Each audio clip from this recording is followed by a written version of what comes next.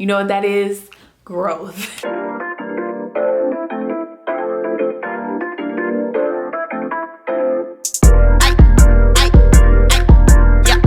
10 o'clock, feeding for the guap. Hey YouTube, it's your friendly neighborhood natural Lex, or you may know me as Chocolex on YouTube, and I'm back with another natural hair video for you guys today.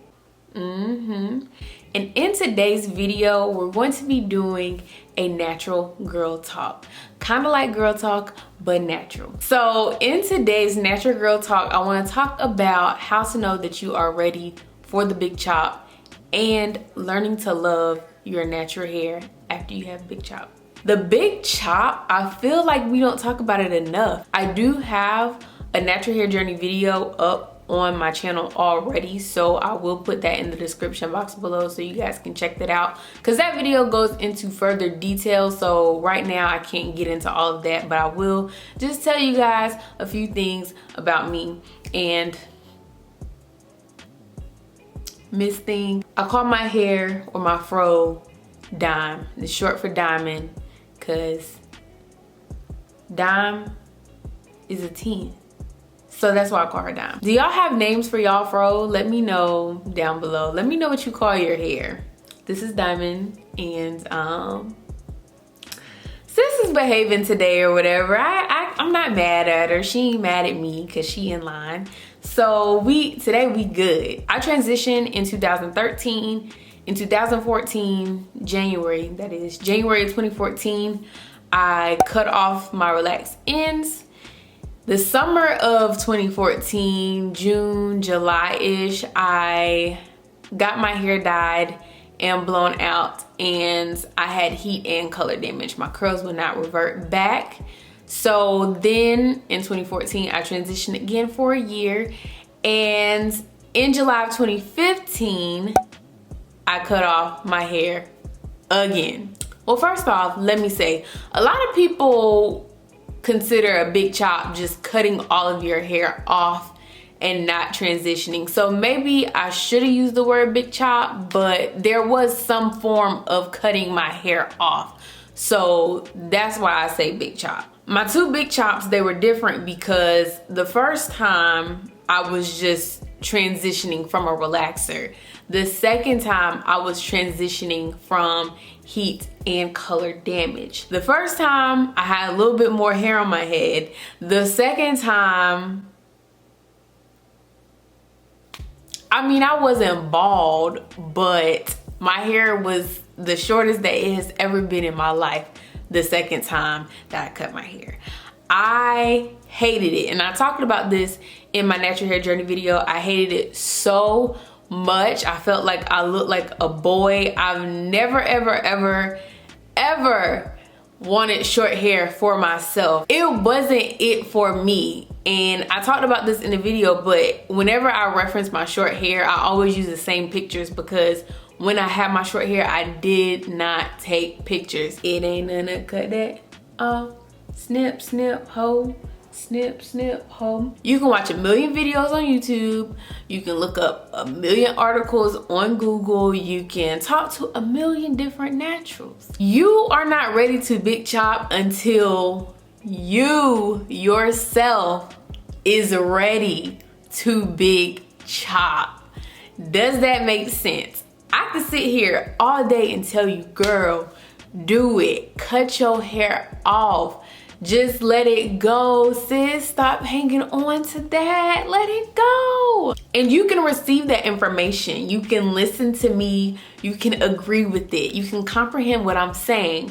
But if you are not ready mentally to cut off your hair, you're not going to do it. I am a big advocate for natural hair because I've been relaxer free for some time now, and I love the natural life. It's like one day you just wake up and you just know, like, yeah, it's time for me to cut my hair. Because I thought when I was transitioning the first time, I was like, nope, I'm not cutting my hair. I'm gonna just get it trimmed every few months and I'm gonna just grow it out that way. But it got to the point where I had a lot of new growth and I had a lot of relaxers, so it was like half and half, and dealing with the two textures was hell. Oh my God, detangling was a struggle. My hair was coming out low key. I was at home on winter break. I was about to go back to college and I had an appointment with my stylist. But when I woke up that morning,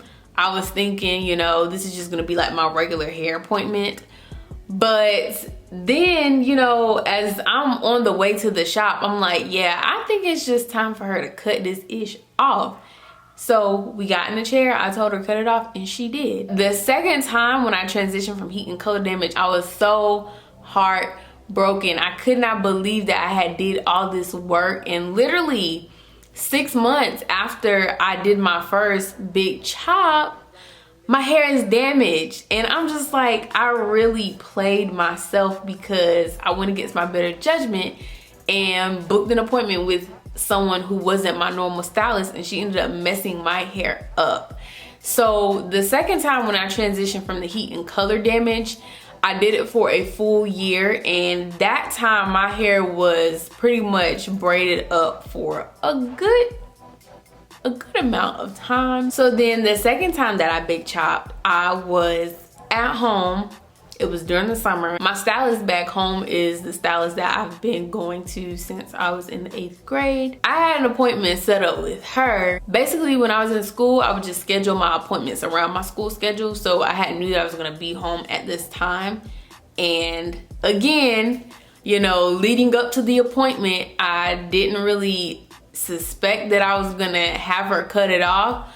But when I got in that shop, I was like, yeah, can you just go ahead and cut it off? And she was like, really? And I was like, yeah. I was not ready for what my hair was gonna look like without the damage. My hair was short. Really, there was nothing wrong with the cut. She did what I asked her to do. So my issue was not with her. It was just with myself, because I'm like, this is my hair now. And it was blown out in its shorter state. But then I wet it and it reverted back to the natural, and I was just like, this is not it. But it was the fact that I had made up my mind that I did not want this hair on my head anymore. So I'm about to cut it. Anybody can tell you, girl, go ahead and cut that ish off. Let it go. But you're not gonna be ready for your big chop until you're ready for your big chop. Does that make sense? Like, nobody can tell you what to do with your hair besides yourself. Until you make the decision, the hair just gonna stay on your head. And a lot of girls, when we are used to having hair on our head, like me, I'm not gonna say that when I was relaxed my hair was the longest, because it wasn't, but I was always used to having some type of hair, you know? We had a little neck length, you know what I'm saying, when I was in high school, whatever. It was a little damaged, but had a little, just a little bit of length, you know what I'm saying? I could put it in a ponytail. So that's what I was used to. I was not ready for what I look like. It's okay. Everybody's natural hair journey is not the same. I would have never ever thought that I would have had to cut my hair twice. Sometimes I get in my feelings about it because I think about how long my hair would be now if I didn't have to transition that second time.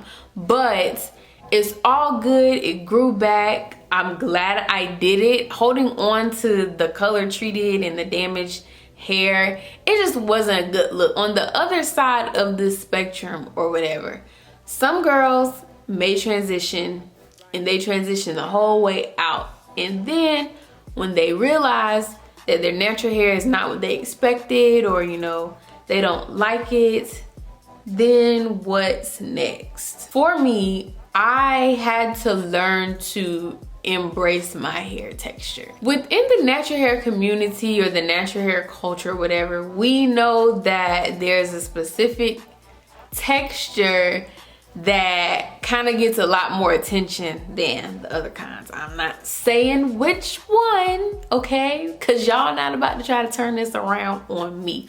But y'all know exactly what I'm talking about. And so when you transition, you big chop, and you're looking at your natural hair and it doesn't look like the texture that you thought or the texture that you've seen everywhere, then it's like, okay, what do I do now? When I was transitioning, this was back in 2013, on YouTube, there wasn't really a lot of girls with my type hair. Like, I saw a lot of girls with looser hair, and I was like, okay, so my hair should come out like that too. And then when I big chop and I'm trying to do, you know, twist outs and stuff like that, I'm like, my hair don't look like so-and-so's. What's up? So then I'm researching different hair types or different hair textures, and I'm like, oh, okay, so this is what I have. So then as the years go by, you know, more and more girls, they're hopping on YouTube, and you know, you start seeing different textures, different products, different techniques, and that's when you start to learn stuff. But when I first was, you know, in the game, new to the game, I didn't know anything. I knew nothing. Nathaniel. Start off by doing styles that you like. I didn't start doing wash and goes until 2019, okay? I big chopped the second time back in 2015. So from 2015 to 2019, I was just doing straight twist outs. That's it. Cause that's what I was comfortable with. And when I would get on YouTube and I would see these girls with loose hair and they do their wash and goes and it comes out bomb, I'm like, well, you know, my hair don't really look like that, so maybe I don't need to try it out. You know what I'm saying? And so I just stayed in my lane. I just did twist outs. I didn't do no perm rod sets. I didn't do no braid out. Well, let me not lie. I did do a couple of braid outs, but it wasn't as many as a twist out. So doing a twist out, that kind of helped me embrace my hair and embrace the texture, because once I got my twist out down pat, you couldn't tell me nothing. Now when I started experimenting with the wash and goes, it was like, okay, let me try this with this. That was dead. Let me try this with this. That was dead. Let me try this with this. Oh shoot, that worked. We gonna keep this in the rotation. I've said this in so many of my videos, y'all. Natural hair is trial and error. Everything that you try is not gonna work, okay? If I show you a picture of what my hair looked like when I was first in the game, and I show you and you see what it looks like now, it's like, you know what that is? Growth. Literally growth. As a natural, you have to be willing to try different things, okay? When stuff doesn't work out for you, you gotta just take that L, charge it to the game, and do some research. Get on YouTube, watch some videos, try some stuff out. When you try something out and it doesn't do well with your hair, take note of that. Natural hair YouTube culture is consistently trying new products, consistently trying new techniques, new things. And sometimes things might work for us, it's not gonna work for you. When I did my curl mix video, my wash and go came out so bomb, and I was a little bit scared to try it out because prior to using it, I had looked up some YouTube videos and I saw girls saying, you know, negative things about it because it didn't work out for them. So I'm like, maybe I don't need to try it out. But I did, and my hair turned out really well. Do not feel pressure to do things just because you've seen it on YouTube or just because you see a lot of people doing it. There's a lot of stuff in the natural hair culture that I have not tried out simply because I didn't want to. I didn't feel the need to do it. I had to tell myself a long time ago to stop doing stuff that I see on YouTube just because one of my favorites did it, or just because their video got 1 million views, I need to do this. If I don't want to do something, I'm not doing it. I don't care if every single YouTuber on here is doing it. If I want to do it, I'm not doing it, period. And that's tea. Not really, it's not really tea, but it's real. So that's all that I have for you guys today in this video. Please be sure to like, comment, share, and subscribe, and follow your girl on Instagram at ByMeAlexis, and I'll see you guys in my next video.